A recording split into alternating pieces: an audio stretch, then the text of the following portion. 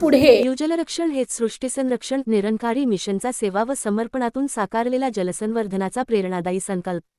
भक्ती ही केवळ शब्दांत नव्हे तर आचरणातून प्रकट व्हावी. सद्गुरुमाता सुदीक्षाजी महाराज, नवी दिल्ली, 22 फेब्रुवारी 2026. पाणी हे निसर्गाचे अमूल्य वरदान आहे.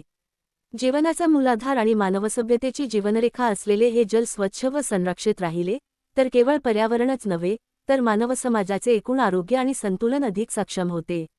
याच विचाराला कृतिरूप देत नैसर्गिक जलस्रोत, नद्या, तलाव, सरोवरे आणि समुद्रकिनाऱ्यांच्या स्वच्छता व संवर्धनासाठी उभारलेला व्यापक उपक्रम आज मानसासाठी प्रेरणेचा स्रोत ठरत आहे.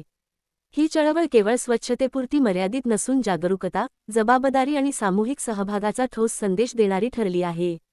स्वच्छ जल, स्वच्छ मन या अभियानाच्या चौथ्या टप्प्याचे भव्य आयोजन सद्गुरू माता सुदीक्षाजी महाराज आणि निरंकारी राजपिता रमितजी यांच्या मार्गदर्शनाखाली देशातील 25 राज्ये व केंद्रशासित प्रदेशांतील 930 शहरांमधील 1600हून अधिक ठिकाणी यशस्वीरित्या पार पडले. सुमारे 12 लाख स्वयंसेवकांनी यात सहभाग नोंदविला. हा उपक्रम केवळ पर्यावरणीय प्रयत्न नव्हता तर अध्यात्म, सेवा आणि सामाजिक बांधिलकी यांचा सुंदर संगम होता. या माध्यमातून जनमानसात कर्तव्यभाव आणि जागरूकतेची भावना अधिक दृढ होण्यास मदत होईल. संत निरंकारी मिशनच्या सामाजिक शाखा संत निरंकारी चॅरिटेबल फाउंडेशन यांच्या पुढाकाराने बाबा हरदेव सिंगजी महाराज यांच्या शिकवणुकीतून प्रेरणा घेत प्रोजेक्ट अमृत हा उपक्रम राबविण्यात आला. मानवाला निसर्गाबद्दल अधिक संवेदनशील बनवत जलसंरक्षण, स्वच्छता आणि पर्यावरण संतुलनाचा सामूहिक संकल्प दृढ करण्याचा या प्रकल्पाचा उद्देश आहे. दिल्लीतील बुराडी चौक येथील मैदान क्रमांक 8 येथे आयोजित विशेष सत्संग कार्यक्रमात सद्गुरू माता सुदीक्षाजी महाराज यांनी अमृतमय विचार व्यक्त करताना सांगितले की बाबाजींच्या शिकवणी या केवळ स्मरण करायच्या नसून त्या जीवनात अंगीकारण्यासाठी आहेत. खरी श्रद्धांजली ही शब्दांनी नव्हे तर कृतीतून अर्पण केली जाते. आपण त्यांच्या अनुयायी असल्याचा दावा करीत असू तर प्रेम, सेवा, करुणा आणि समदृष्टी यांसारख्या मूल्यांचा स्वीकार आपल्या दैनंदिन जीवनात झाला आहे का याचे आत्मपरीक्षण आवश्यक आहे. बाबा हरदेव सिंगजी महाराज यांचे संपूर्ण आयुष्य मानवकल्याणासाठी समर्पित होते.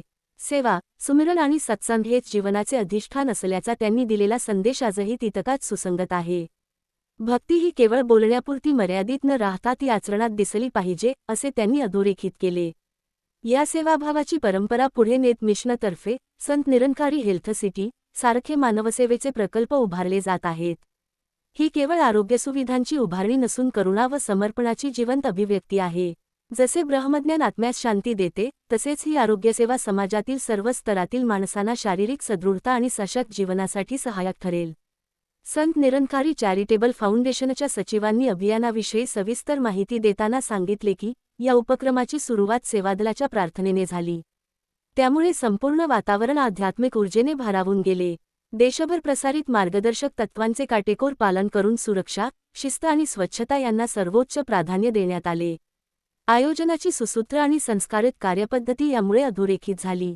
याचवेळी खुल्या प्रांगणात सत्संगाचे आयोजन करण्यात आले असून श्रद्धाळूंनी उत्स्फूर्त प्रतिसाद दिला. उल्लेखनीय म्हणजे संत निरंकारी मिशन वेळोवेळी समाजोपयोगी आणि पर्यावरणपूरक उपक्रमांमध्ये सक्रिय योगदान देत आले आहे. वन्यस्वन अभियानांतर्गत वृक्षारोपण आणि प्रोजेक्ट अमृत च्या माध्यमातून जलसंरक्षणाचे प्रयत्न हे मानव आणि निसर्ग यांच्यात सुसंवाद प्रस्थापित करणारे प्रभावी पाऊल ठरत आहेत. निःसंशय स्वच्छ जल, स्वच्छ मन हा संदेश केवळ एक अभियान नसून तो एक जीवनदृष्टी आहे. जलधारांना निर्मळ ठेवतानाच मनामध्येही जागरूकतेचा प्रकाश पसरविणारा हा संकल्प आहे. येणाऱ्या पिढ्यांसाठी संतुलित, सुरक्षित आणि शाश्वत भविष्याची पायाभरणी करणारी हीच खरी ऊर्जा ठरेल. संत निरंकारी मंडळ शाखा टेंभुर्णी अंतर्गत प्रोजेक्ट अमृत स्वच्छ जल, स्वच्छ मन या कार्यक्रमासाठी जिल्हा परिषद सदस्य ॲड. अमृता वाघेजी, पंचायत समिती सदस्य सौ. प्रतिभा खरातजी, ग्रामपंचायत सदस्य नागनाथ वाघेजी, ग्रामपंचायत सदस्य बाळासाहेब ढगेजी, ग्रामपंचायत सदस्य खरातजी आदी मान्यवर उपस्थित होते. नूतन जिल्हा परिषद सदस्य संत गाडगे बाबा यांसारख्या समाजसेवकांनी आपल्याला निस्वार्थ सेवेचा मार्ग दाखवला. त्यांना प्रथम मी अभिवादन करते.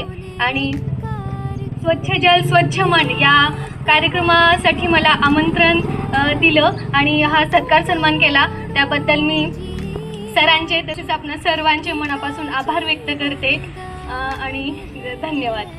प्रेमाने बोला. जनहितार्थ न्यूज एक पाऊल पुढे. मुख्य संपादक धनंजय गोफणे. आपल्या परिसरातील बातम्या पाहण्यासाठी चॅनलला सबस्क्राईब करा, व्हिडिओला लाईक करा आणि बेल आयकॉन दाबायला विसरू नका.